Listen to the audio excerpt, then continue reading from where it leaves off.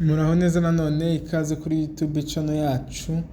Muri aka kanya tugiye kuganira hamwe ku mpamvu ababyeyi batwite barwara diyabete, ese iterwa n'iki, ese ni ibihe byago bagira iyo barwaye diyabete, cyangwa se ni gute umuntu yakwikurikiranira kugira ngo arebe ko adafite icyo kibazo cya diyabete. Nk'uko nyine dusanzwe tubizi, diyabete indwara imara igihe kirekire kandi yatwibaniriza igahungabanya uburyo umubiri w'umuntu uhindura ibyo yariyemo imbaraga, bigakorwa umubiri uhindura ibyinshi mu byo turya mo isukari izwi mu cyongereza ku izina rya glucose. Nyuma yo kurya urugero rw'isukari rurazamuka mu maraso maze umubiri ugashakira igisubizo icyo kibazo, urekura umusemburo witwa insuline ufasha utunyangingo n'imikaya gukoresha iyo sukari nk'ingufu. Muri make insuline igabanya urugero rw'isukari iri mu mubiri. Iyo umuntu rero afite diyabete, umubiri uba udashobora gukora insuline ihagije, iyo twita diyabete mu bwoko bwa mbere, cyangwa se umubiri udashobora gukoresha insuline ukora nk'uko bikwiye, yikitwa diyabete mu bwoko bwa kabiri. Uko ibihe bishira rero, urugero runini rw'isukari mu mubiri rushobora gutera ibibazo bikomeye mu mubiri w'umuntu.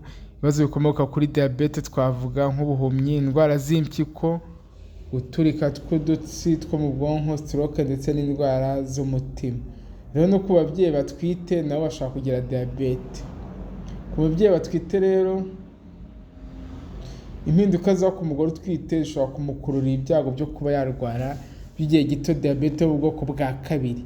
Izi twavuga cyasizwi nka gestational diabetes mu cyongereza.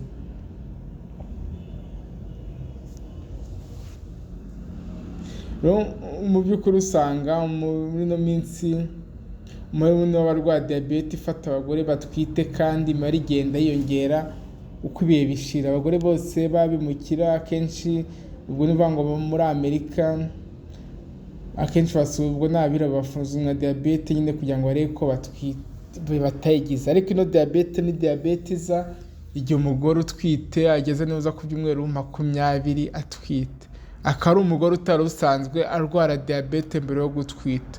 Rero iyo muganga amupima isukari akabona isukari iri hejuru y'ibipimo byagenwe kandi atariye, icyo gihe bivuze ko ashobora kuba afite ibyago byo kugira diyabete.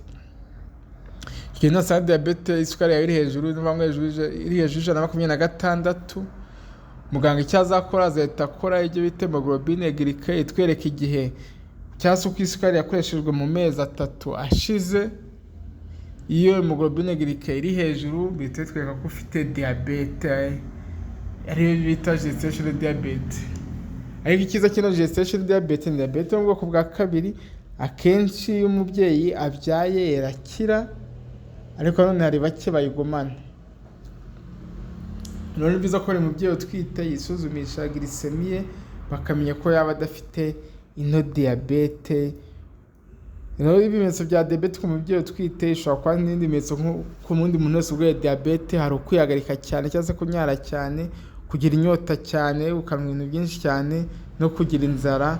Byose bishobora kubaho. Ukaba wagira na infection mu nkari, gucika intege n'ibindi bishobora kubaho.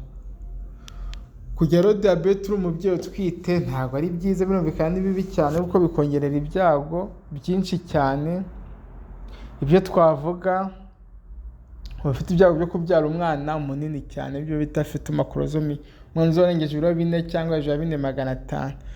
Ni umwana uzakugora kumusunika, byangombwa ukaba wabyara ubazwe.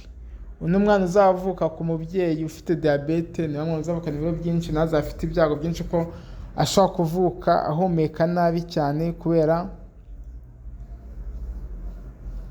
biba bitarakura. Ni umwana uzavuka afite ibyago byo kuba yagira ibibazo by'umutima. Ni umwana uzaba afite ibyago byo kuba yagira umuhondo, jaundice, ugereranyije n'abandi bana batavutse ku babyeyi bafite diyabete. Ni wa mwana uzavuka nawe afite ibyago byo kuba yagira isukari nkeya. Ni wa mwana uzavuka afite ibyago byo kuba yagira ibibazo byo kunda, akavuka ku nda hadafunze, malformation abdominal malformation. Mbese uvuga ngo umwana uvutse ku mubyeyi ufite diyabete afite ibyago byinshi byo kugira malformation n'ubundi burwayi butandukanye, ugere mujyanyije n'umwana avutse ku mubyeyi udafite diyabete, kuko n'umwana azavukana ibiro byinshi cyane, n'umwana uba ugomba kwitabwaho akavukira mu bitaro, aho abaganga bahita bamukurikirana bagapima isukari ye akivuka, bakamenya nimba atavutse afite isukari nkeya. Rero nimba uri umubyeyi utwite ukaba waragize ikibazo cya diyabete cyangwa se diyabete utwite, ni byiza ko ukurikiranwa hakiri kare, kuko abenshi hari ababyara babazwe kubera abana bari banini, kandi ikindi hari igihe isukari iba nyinshi cyane ugahabwa imiti za insuline kugira ngo igabanyuke. Ariko ni amakuru meza ko ino diyabete akenshi iyo umaze kubyara irashira cyangwa se irakira.